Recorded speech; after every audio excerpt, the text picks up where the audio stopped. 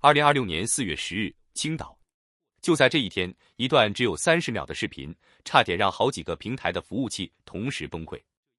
而更离谱的是，这甚至连一支完整的预告片都算不上，没有精美的剪辑，没有铺天盖地的宣传，只有肖战一句台词，一个眼神。事情到底是怎么发生的？先说说这部剧的分量。十日中烟改编自番茄小说巅峰榜排名第1的作品，评分高达 9.9， 项目定级 S+， 总投资超过2亿元人民币，其中 40% 的预算全部砸在了特效上，而操刀的团队正是当年打造《流浪地球》的 More VFX。 故事讲的是一群普通人被困在一个叫雨 quote 中烟之地雨 quote 的诡异空间里，每10天经历一次失忆与死亡的轮回，必须在雨 quote 12生肖雨 quote 设计的死亡游戏中活下来。这不是简单的悬疑剧，这是一场关于生存本能的极限拷问。而这部剧的男主角齐夏才是真正的核心炸弹。原著粉丝心里，齐夏是雨 quote 中烟之地唯一真神雨 quote。表面上他是个心理学硕士出身的职业骗子，一句口头禅就是雨 quote， 我说的话你只能信一半雨 quote。可谁也没想到，这个满嘴谎言的男人背地里竟然背负着整整70年的轮回记忆。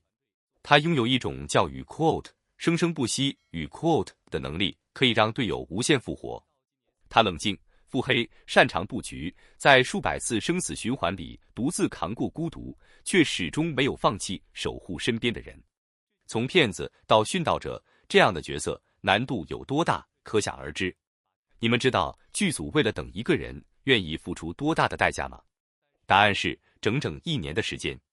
从最初网传的选角消息到最终尘埃落定，剧组死死咬住一个名字，没有换过。为什么非他不可？就在开机那天，答案揭晓了。肖战一头全黑狼尾发，搭配一双灰色瞳孔，清冷破碎中还带着一丝近乎疯癫的偏执感。官方放出的这支30秒角色预告，2天之内狂揽100万点赞，很快突破600万。一句台词雨 quote 我叫齐夏，是个骗子，我说的话你只能信一半雨 quote 直接把网友的评论区刷了屏。这不是简单的帅，这是一种极致的人设代入。而数据比任何话术都更有说服力。开机当天，微博聚集指数直接冲破 1.03 亿，这是内娱历史上第一部在完全没有开播还处于蓄水期的剧集就能做到指数破亿。抖音指数飙到 234.4 万，什么概念？直接超过了肖战自己去年大爆的《藏海传》。开机3天，官方账号粉丝突破54万，转评赞总量超过558万。事情发展到这里，你以为只是流量的胜利？但事情远没有这么简单。最耐人寻味的一幕发生在原著书粉身上。要知道，选角消息刚传出来的时候，质疑声一片。有人说，肖战形象太阳光正直，驾驭不了旗下那种极端理性又偏执的气质。可等到这条预告一出来，画风瞬间反转，就连最挑剔的原著粉这次也集体哑火，没人再喊雨 quote 毁原著雨 quote， 反而齐刷刷地喊出3个字雨 quote 天选旗下雨 quote。 而肖战回应这份认可的方式比雨 quote 天选雨 quote 2个字本身更让人意外。他说，每一个演员能遇到这么好的故事，这么好的角色，每一个人都是天选之人。没有端着，没有炫耀，反而是这份谦逊让路人缘又涨了一截。如果你也觉得这个反转不简单，记得点个赞，让更多人看到这个故事。但就在同一时间，另一种声音也开始浮现。十日中烟的原著本质上是一部群像小说，配角塑造的丰满程度是这本书最大的魅力所在。可如今影视化改编，明显是冲着雨 quote 大男主雨 quote 路线去的。不少书粉直接站出来表态，千万不要把过多戏份堆在男主一个人身上，不然那些精心塑造的配角根本没有发挥空间。年龄适配的争议也没有停过。剧中乔家劲这个角色，原著设定只有27岁，是团队里绝对的武力担当，可现实中出演这个角色的演员已经41岁。这样的落差能不能立得住，网友们各执一词。更现实的问题是，原著里那些极致血腥的设定，比如雨 quote 头颅爆浆与 quote 这类描写必须调整成心理惊悚才能过审。改编的分寸怎么拿捏，谁心里都没底。评论区告诉我，你更在意演技的驾驭力，还是更担心改编会不会跑偏？说到底，为什么偏偏是肖战？答案可能藏在他过去的作品里。从《陈情令》里层次分明的情绪演绎，到《藏海传》里复杂又疯批的角色塑造，肖战早就用实力证明过自己能驾驭那种理性与癫狂交织、沧桑与破碎并存的复杂人格。而旗下这个角色超过200场独角戏，从布局到牺牲，完整的人物弧光，这对肖战来说，既是又一次实力证明的机会，也是一场真正意义上的表演大考。这场大考输赢早已不只是流量层面的博弈。第一，它证明了一件事，一部作品能够未播先火，从来不是靠营销预算堆砌出来的虚假繁荣，也不是几条热搜、几个话题就能长期维持的热度。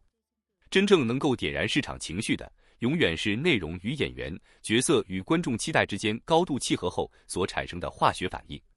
当原著拥有庞大的粉丝基础，剧本改编方向符合大众审美，演员形象与角色设定高度贴合时，这种期待便会不断发酵，最终形成一种自然而然的传播效应。观众愿意主动讨论、自发安利，甚至在作品尚未播出之前，就已经形成巨大的舆论关注度。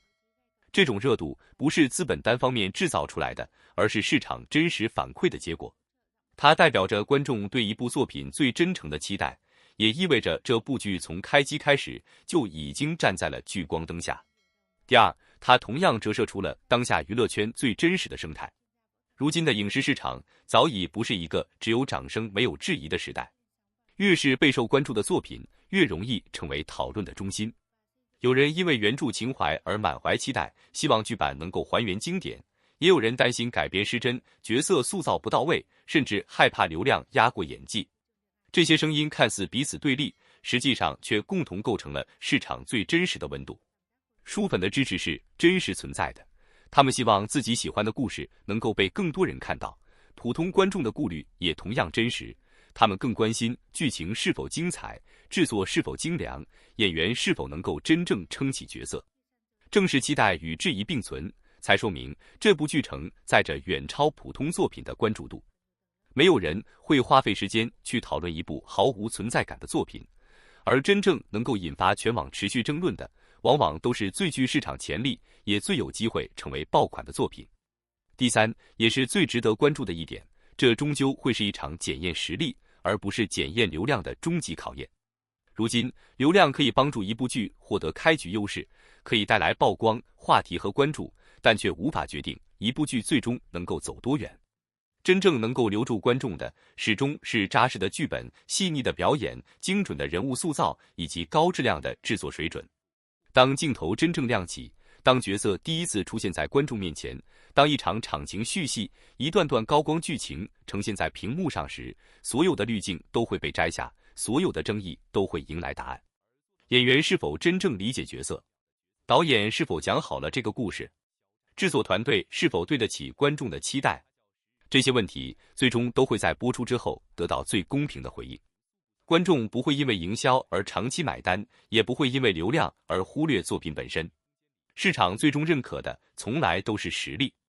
因此，现在所有的数据、预约人数、热搜排名和讨论热度，都只是这场竞争的前奏，而绝不是终点。真正决定一部剧命运的，不是开机时有多少掌声，也不是宣传期创造了多少记录，而是播出之后，它是否能够让观众愿意追下去，是否能够塑造出令人难忘的经典角色，是否能够在多年以后依然被观众反复提起。如果能够做到这一点，那么所有的期待都会转化为口碑，所有的质疑也都会成为他成功路上的注脚。但如果无法兑现观众的期待，再高的热度也终将如潮水般退去。所以这盘棋现在才刚刚落下第一枚棋子。真正精彩的较量，不是在热搜榜上，而是在作品播出的那一天，在每一位观众的评价里，在每一次口碑发酵之中。究竟是创造新的行业标杆，还是成为又一个高开低走的案例？答案没有任何人能够提前定义。让我们一起拭目以待。我们下期见。